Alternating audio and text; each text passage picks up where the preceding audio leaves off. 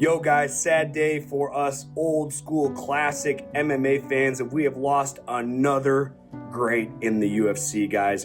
I'm talking about the one and only, the Carpenter, Clay Guida. Guys, this is a sentimental piece for me. He's one of my favorite fighters of all times. You know, he had 37 fights in the UFC. He made his UFC debut in October of 2006. You know, finally in 2025, he's retiring at 43 years old. In some of those notable wins, Nate Diaz, Anthony Pettis, BJ Penn, Joe Lozon, just to think of a couple really quick off the top of my head. When I got notice of Clay Guida is when he fought Diego Sanchez, and it was a fight for the century. Arguably one of the best old school or even new school MMA fights of all time, in my opinion. Guys, if you have not seen Clay Guida versus Diego Sanchez, you are truly missing out. Right now, as soon as you're done watching this video, look it up. It is a banger. You know, something I really appreciate about Clay Guida is unfortunately never getting to a UFC championship, but he always fought in the top, and this guy was a dog.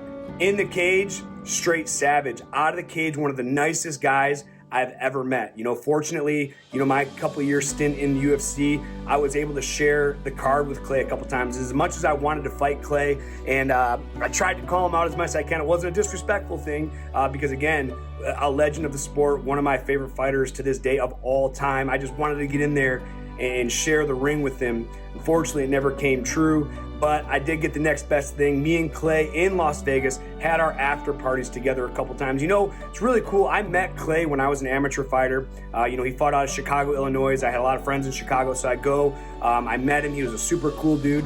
Then I got to the UFC, and then we got to be on the same card, and it was just such a surreal experience. Again, unfortunately, we never got to throw fisticuffs, but we did have our after party together. And man, what a talk about a humble guy. This guy, I remember after the party, Clay and I were the last ones there, and he's picking up beverages that weren't drank, like Cokes and stuff that weren't cracked, and he's putting them in a bag. And I was asking him, like, dude, you're at the top of the UFC, man. You're rich, right? He goes, I come from humble beginnings, man. If there's free stuff, I'm picking up, I'm taking it home. And that really resonated with me and Clay. Clay, if you see this video, man, you know Justin Jaynes, the Guitar Hero, one of your biggest fans of all time. I've told you 1,000 times. What an incredible career, man. Again, 37 fights in the UFC, guys. You know, he's beat former UFC champions, and he always goes out there on his shield, man. And I just can't appreciate you enough for everything you've done for the sport throughout the years, and everything you've done for me as an MMA fan, to be able to follow you and support you through the years. Since I was a junior in high school, you know, you made your UFC debut when I was a junior in high school, man. So again, I just want to thank you for all the years of entertainment, fighting at the highest level, and setting an incredible role model for me and others like me, man. Thank you so much, and I hope you enjoy retirement. I'm sure we'll still see you getting in grappling matches. I know you had a grappling match with Chase Hooper before your guys' MMA fight. I'm sure you're not done with the sport. I think you're just moving on from it, and man, I wish you the best.